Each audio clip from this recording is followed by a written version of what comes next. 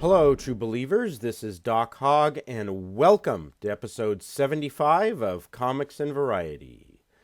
If you like this channel, please do subscribe, hit the notification bell to be notified when I post new videos, and for the sake of YouTube's search algorithm, please do hit the like button.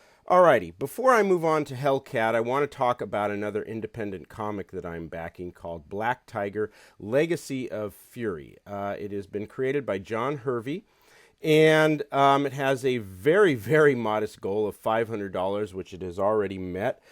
It has just over a week left on its campaign. And I really suggest that you back this one. It looks very, very good. It bills itself as sort of a superhero martial arts comic book, and the plot is basically that a brother battles sister with the fate of their city and their family legacy at stake. I'm going to talk a little bit more about this after I review Hellcat. But suffice it to say that this really looks good, and you should get on it while you can. Of course, I will provide a link to the Indiegogo campaign in the description below. Okay, moving on to Hellcat. I'm not going to get into all of the drama regarding Zoe Quinn here. You probably already know most of that, and even if you don't, well, there are plenty of videos on it, and I'll link to some in the description below. The issue here is whether her Hellcat story is any good, and did it help Marvel Comics with sales at all? That is, does Zoe Quinn really have a big following after her Gamergate controversy and the book tour for Crash Override? And will those followers buy a comic book she wrote? Now, the Hellcat story appeared in issue 3 of Marvel's Fearless. The fiercest ladies of the Marvel Universe unite. And as you can guess from the title, much of the comic book is a social justice warrior fest. Surprisingly, though, Zoe Quinn's story almost avoids most SJW tropes. Almost.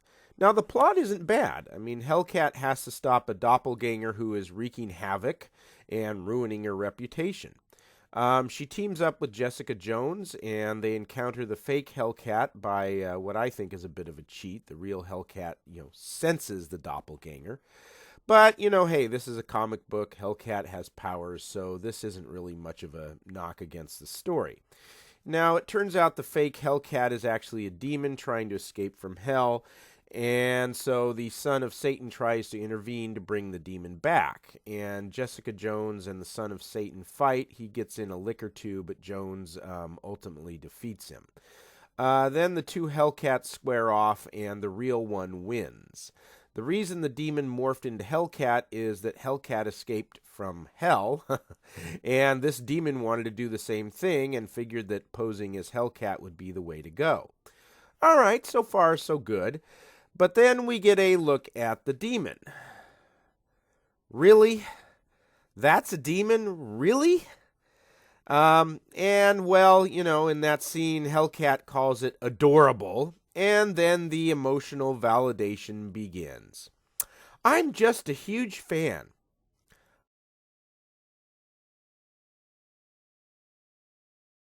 I'm no good underneath. Don't say that. And then the demon takes on human form. Hey, wait a minute. What happened to species positivity?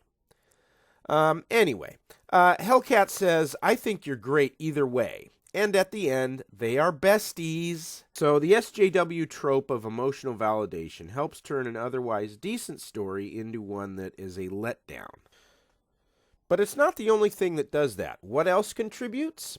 Well, I'm not really sure, but something did it. And whatever it was in scenes like this one, about Hellcat being at a book signing. It seems a bit creepy in a sort of, the author is projecting kind of way. Why exactly? I don't know. I just can't figure it out.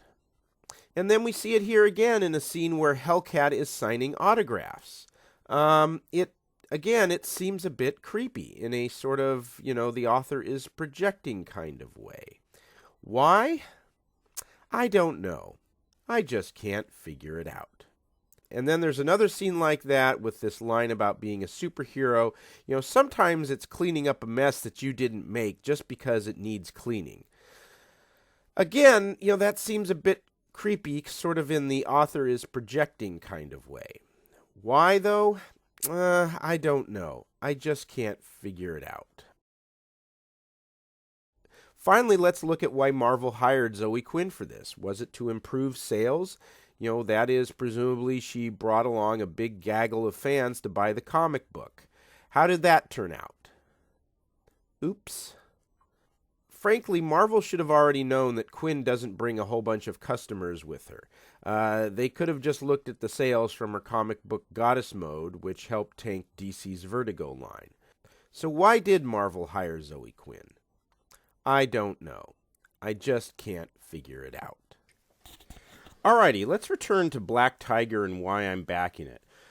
First, the plot here, a brother and sister battle each other for the future of their family and their city. Not only is that pretty simple, which is always a good start, it offers the possibility of a subplot involving, the tension between the two siblings. And since this is going to be a multi-issue comic book, I think the potential here is high for some subplots. I look forward to actually seeing if that happens. But what I really love is the art. Look at the detail in that page. I mean, it's great, especially the dragon curling around the side there. And I really want to know what is going on that page. Then there is the movement. Look at this page. I mean, the action almost jumps off the panels there.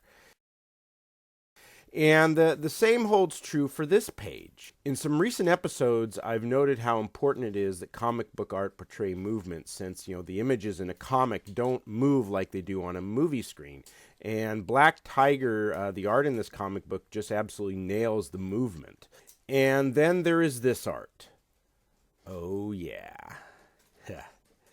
So anyways, there is about a week left on Black Tiger's campaign, and you should back it as soon as you can. As always, I'll provide a link to its Indiegogo campaign in the description below.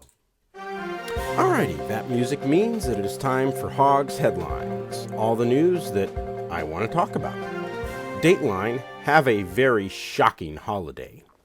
According to the United Press International, quote, a Tennessee aquarium in Chattanooga is harnessing the power of an electric eel to illuminate the lights on a Christmas tree placed next to its tank.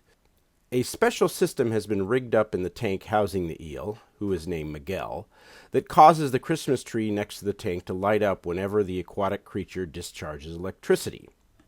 Here is a little video. It did. It flashed. Oh!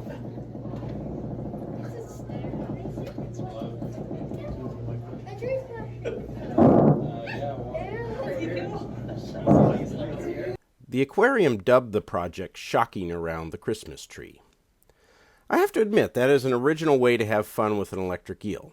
I think it beats more traditional ways, such as touching it,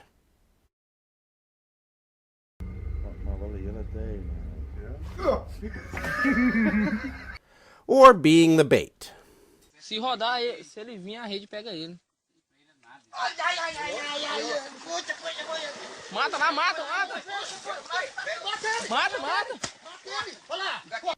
Okay, that's all for now. Until next time, have a very nice day.